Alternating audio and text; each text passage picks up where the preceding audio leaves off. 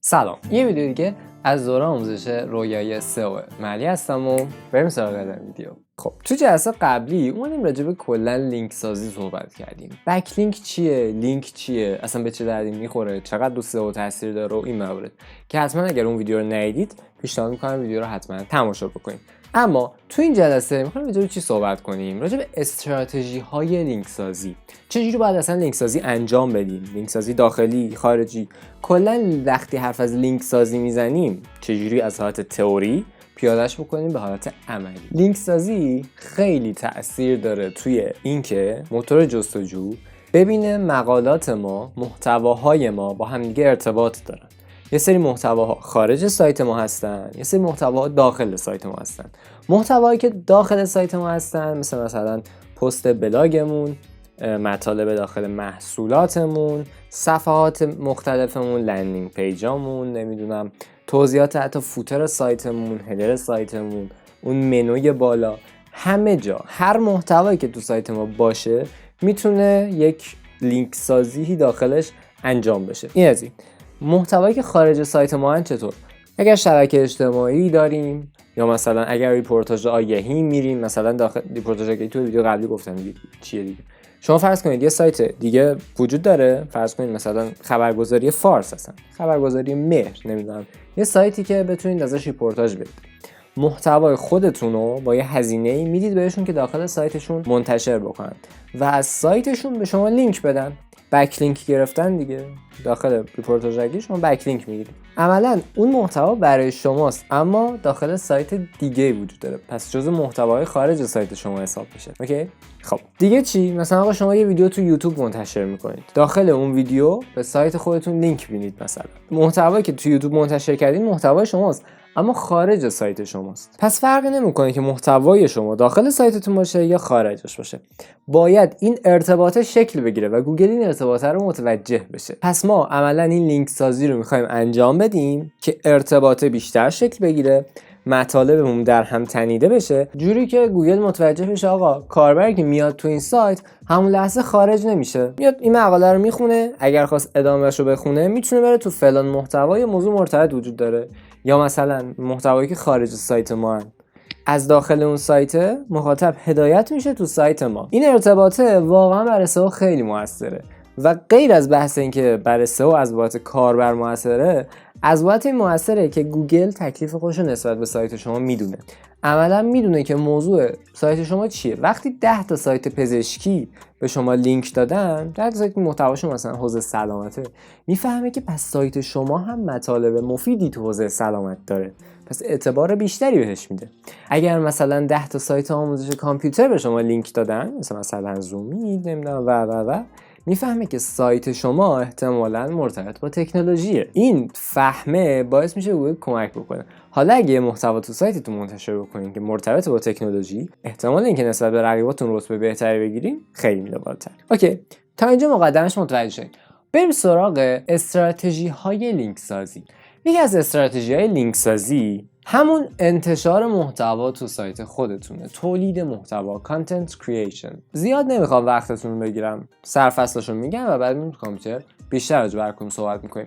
وقتی شما محتوایی با کیفیت تولید میکنید، علاوه بر اینکه خودتون از مقالات دیگه‌تون میتونید به اون محتوای جامع با کیفیت لینک بدین، سایت‌های دیگه هم میدونن که آقا شما محتواتون مفید بوده، پس اگر جای نیاز شد به شما لینک میدن. میدونی خیلی این تاثیر داره. محتوای با کیفیت تولید کنید که توی ویدیویی که لینکش این بالا براتون میاد راجع به نحوه تولید محتوا با کیفیت صحبت کردیم که چه ویژگی‌هایی باید داشته باشه. موضوع بعدی عملاً پست میهمانه، بهش میگن گست بلاگینگ. اوکی، توی فارسی عملاً همون ریپورتاژ آگهی میشه مثلا، یا مثلا اون تبادل لینک تقریبا. این توی سایت معتبر که تقریبا حوزه خودتونه باشون رایزنی کنید، صحبت کنید باهاشون که یه محتواتون رو اونجا منتشر کنید. محتوای شماست ولی تو سایت اونا منتشر میشه. زیرش هم مثلا می‌نویسه انتهای ریپورتاژ آگهی.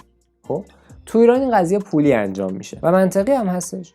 اون سایت نمیاد اعتبار خودشو برای رضای خدا به سایت شما بده که، ولی به این نکته هم حواستون باید باشه که این ریپورتاژ آگهی خیلی جزئیات زیادی داره و خیلی مهمه. البته الان هم ضبط نشده ولی توی ویدیویی که لینکش این بالا براتون بعدا میاد راجع به ریپورتاژ آگهی کامل صحبت کردم و اونجا میتونید این موارد رو متوجه بشید. یکی از موارد دیگه ای که شما میتونید برای لینک سازیتون استفاده بکنید استراتژی پیدا کردن لینک های شکسته یا خرابه. یعنی چی؟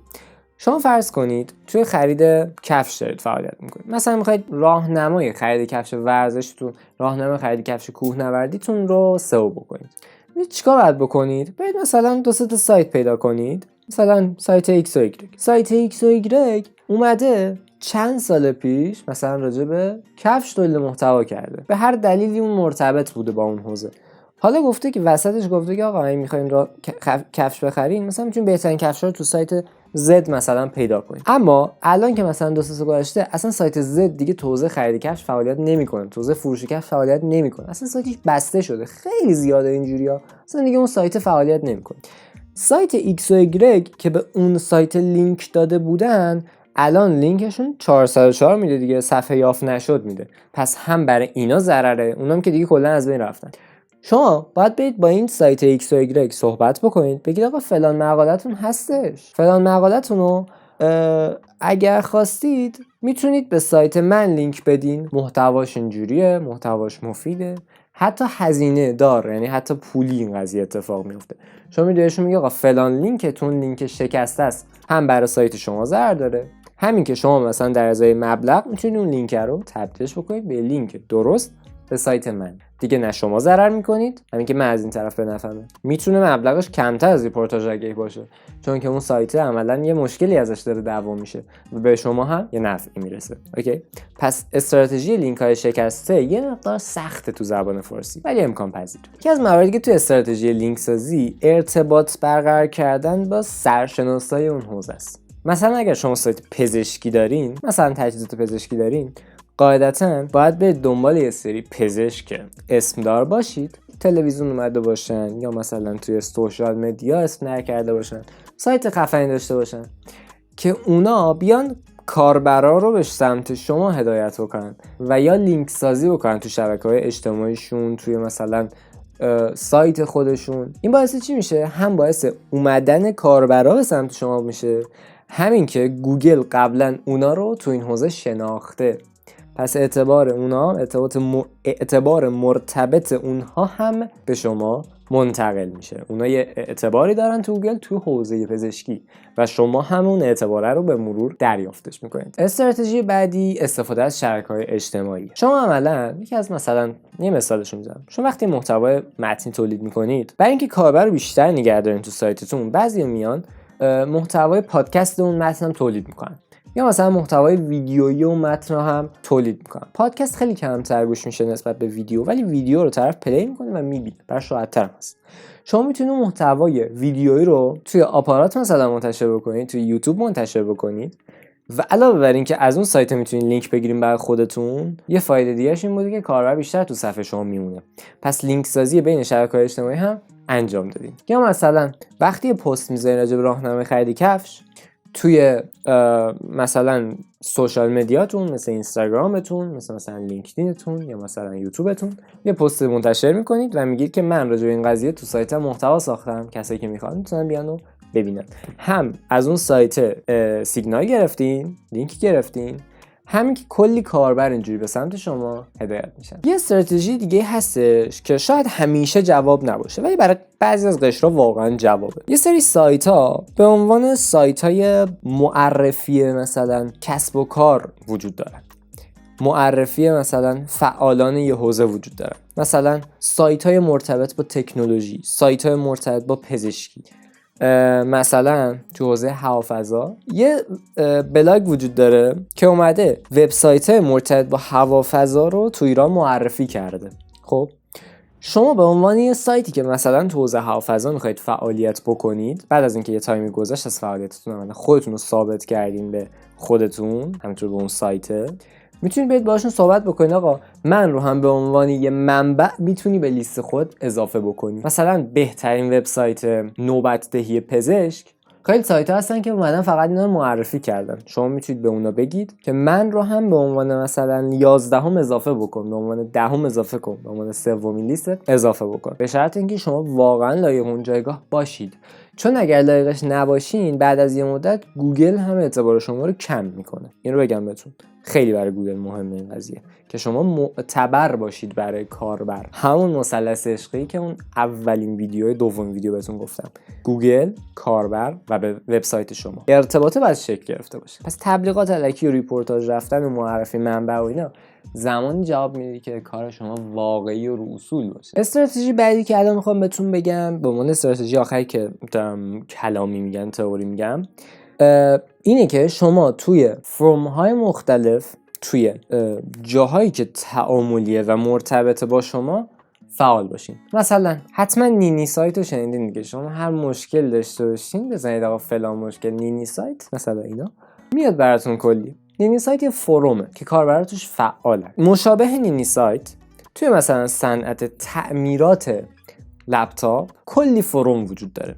شما باید تو اون سایت ها فعال باشین. چرا باید فعال باشین؟ چون سایت شما مرتبط با مثلا تعمیرات لپتاپ و همین که کلی لینک میتونید از اونجا بگیرید و کلی میتونید سیگنال بگیرید نسبت به سایتتون، کلی میتونید کاربر بگیرید، کلی میتونید تبلیغ بکنید. تعامل داشتنه خیلی مهمه، برای گوگل هم مهمه. شما به عنوان سئو کار یک سایت تعمیرات مثلا تلویزیون، واقعا فروم خیلی زیاده، فروم کم نیست تو ایران.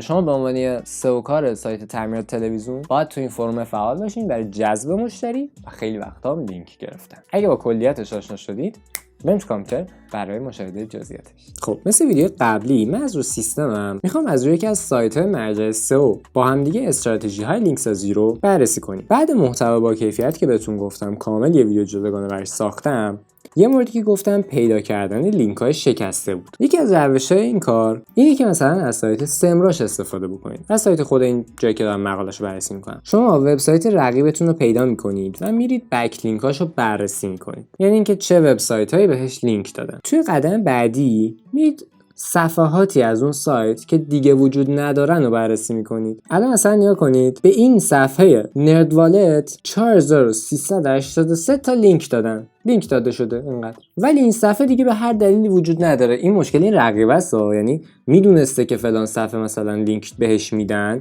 ولی به هر دلیلی این صفحه رو دیگه ریدایرکت نکرده. 404 الان و این فرصت خیلی خوبیه برای شما که از اون 4000 خورده‌ای یه تعدادیشو برای خودتون کنید. حالا همیشه انقدر عددش زیاد نیستا، خیلی چیزا تاثیر دارن اینکه اصلا شما بتونید همچین رقیبی داشته باشید، اینکه بتونید پیداش بکنید. حالا اگه شما یه مقاله تو این حوزه دارید که هیچ، اگه ندارید میتونید منتشر بکنید، تدوین کنید محتوا رو و منتشرش کنید. حالا مثلا به اون دامنه ها، اونایش که خیلی معروف ترن، رجوع بکنید و بگید آقا فلان محتواتون ارور 404 داره. میتونید به جای اینکه 404 بگیرید کاربرا رو هدایت کنید به سمت من و اینجوری هم بر اون سایت بهتره هم بر سایت شما یه سری دیتا رو میتونید رایگان از این سمراش به دست بیارین. ولی خب قاعدتا طبق ویدیوی ابزار سئو که توش صحبت کردم تو زبان فارسی 100% دقیق نیست. اینجا وارد قسمت ایندکس پیجش میشید، گزینه بروکن پیجز رو انتخاب میکنید و میبینید که مثلا چه صفحاتیش 404 داشته. مثلا اونایی که 503 میده احتمالاً یه تایم مثلا آی پی خارج رو بلاک کرده بوده و اینجا ارور گرفته. واسه میگم این ابزارا الان ممکن تو زبان فارسی 100% جواب نباشن و چیزی که اینجا به شما میده یه حالت تریالی هستش و دیگه بعد از اون بهتون اجازه نمیده که باقیشو نگاه بکنید. اما تو سایت‌های فارسی شما از جت سئو، KW رنک فایند و میزفا تولز که توی ویدیو جداگانه هر کدوم بررسی کردم میتونید برای اینها استفاده بکنید. بک لینک‌هاشون چک بکنید و باقی موارد. یکی از موارد دیگه این که شما پیدا کنید ببینید چه کسایی شما رو اسم بردن بدون اینکه به شما لینک داده باشن. مثلا وبسایت زومیت، برای اینکه ببینید چه سایت‌هایی اسمش رو استفاده کردن، من کلمه زومیت رو اینجا سرچ میکنم و میام مثلا کجا؟ صفحات خیلی پایین، مثلا اینجا یا مثلا اینجا یا اینجا. مثلا به لینک اینجا روی کلمه زومیت میتونست لینک بده به سایت زومیت. خب عملا اینجا یه کلمه وجود داره که قابلیت لینک سازی وجود داره. اینجا اگر ادعای مالکیت مثلا زومیت بزنه بهشون میگه که آقا تو این قسمت توضیحاتی که برام من نوشتی بیا به من لینک بده رو کلمه زومیت، یا رو کلمه مثلا اخبار تکنولوژی لینک بده به من رو کجا؟ روی قسمت بلاگم فرضاً. بررسی محصول لینک بده به قسمت محصولاتم. اینجا نیا کن زومیت، ببین سرچ میکنم زومیت دیگه کجا اسمشو برده. مثلا اینجا کلمه زومیت رو میتونست لینک بده، گرچه کجا رو فکر میکنم برای خود زومیت باشه ها، قطعا لینک سازیشون انجام میده و روی کلمه منبع به زومیت لینک داده. منتها من مثلا پیدا کردن اون کلمه کلیدیه. شما مثلا روی کلمه راهنمای خرید کفش ورزشی برید بگردید توی مثلا نمیدونم یه سری سایت‌ها که اصلا مرتبط با کفش ورزشی نیستن ولی مثلا راجع به این صحبت کرده، مثلا تو سایت خبربان، اسمارتو، هر چیزی. مثلا این سایت میتونید باشون صحبت بکنید. اگه البته این ریپورتاج نیستش و همینجوری مطلب منتشر کرده، بهش صحبت کنید آقا این کلمه رو به من لینک بده، اینقدر مثلا هزینه‌اش میشه. یا مثلا اینور فرق نمیکنه، اگه مقاله رو همینجوری منتشر کرده شما ازش لینک بگیرید. کلی سایت مطمئنا پیدا میکنید که مطالبشون رو بی هدف منتشر کردن، یا حداقل اون هدفی که داشتن هدفشون تبلیغ کسی نبوده، ولی شما با صحبت کردن باهاشون میتونید به عنوان تبلیغ اون لینکشون رو بگیرید ازشون. خود سمراش مثلا یه همچین ابزاری داره که شما میتونید ازش استفاده کنید که اگر میخواید دلاری هزینه بکنید میتونید این کار انجام بدین، یا اینکه یکم کارتون سخت‌تره ولی دستی هم میتونید دنبالش بگردید. مورد بعدی آنالیز کردن بک لینک های رقیبتونه که اگر کاری کرد شما هم بدونید که از قافله عقب نیفتین. یکی از استراتژی دیگه اینه که شما بیاید اینفوگرافیک تولید بکنید. معمولا انتشار اینفوگرافیک تو ایران هم جدیداً مد شده و شما با منتشر کردن اینفوگرافیکی که ساختین مثلا تو حوزه خودتون میتونید به عنوان یه مرجع توی اون حوزه شناخته بشین و عملا وقتی سایت این رو منتشر میکنه اگر منصف باشه میاد در انتهاش به عنوان منبع به شما لینک میده، چه تصویر چه متن. حالت بعدی گفتم گست بلاگ یا همون انتشار مطالب خودتون به صورت میهمان داخل سایت دیگه، معمولا که به خودتون در انتها بک لینک میدید دیگه. حواستون باید باشه که فقط لینک سازی نکنید، هدفتون افزایش آگاهی کاربر، مفید بودن اون مطلب و اینا باشه. اسپم نکنید خیلی، چون مثلا با این کلمات میتونید سایت‌هایی رو پیدا کنید که به شما اجازه انتشار محتوا میدن. تو فارسی خیلی کمه ها، زیاد احتمالاً نمیتونید پیدا کنید. به خاطر همین میگم وارد فضای رپورتاج آگهی میشه، یعنی شما باید هزینه دار گست بلاگینگ کنید و عملاً این قضیه براتون رایگان نخواهد بود. یا مثلا تو سایت‌های مثل سایت‌های بلاگ فارسی، نمیدونم بلاگفا، میهن بلاگ، نمیدونم لوکس بلاگ، یا مثلا سایت‌های مثل بلاگیکس و بلاگ اسکایو، یا مثلا حتی خود سایت ویرگول فرض کنید، یا باقی سایت‌هایی که اینجا معرفی کرده. شما میتونید از اینا برای انتشار مطلب استفاده بکنید و بعضی از این سایت‌ها در ازای دریافت هزینه میتونن بک لینکاشو به صورت فالو کنن که اعتبارشون به سایت شما منتقل بشه. اگه خواستید کلی روش دیگه هم تقریبا یه لیست کامل هم داخل سایت بک لینک ها هستش که شما بر اساس اینکه بیگینر هستین یا مثلا خیلی بیشتر اطلاعات دارید میتونید حالت ادوانسش رو انتخاب بکنید. کلی روش اینجا وجود داره که شما از هر کدوم از این روش‌ها میتونید برای لینک سازی خودتون ایده بگیرید. خیلی خوب، مرسی از اینکه تا اینجا ویدیو هم بودید. اگه ویدیو برات مفید بود حتما لایکش کن و از نوتیفیکیشن پایین کانال رو هم سابسکرایب کن. توی ویدیویی که لینکش این بالا براتون میاد بهتون گفتم که چجوری باید هر کدوم از این استراتژی ها رو پیاده سازی بکنید و توی ویدیویی که لینکش این پایین براتون میاد کلا از اهمیت لینک سازی صحبت کردم. ویدیو بعد میبینمتون.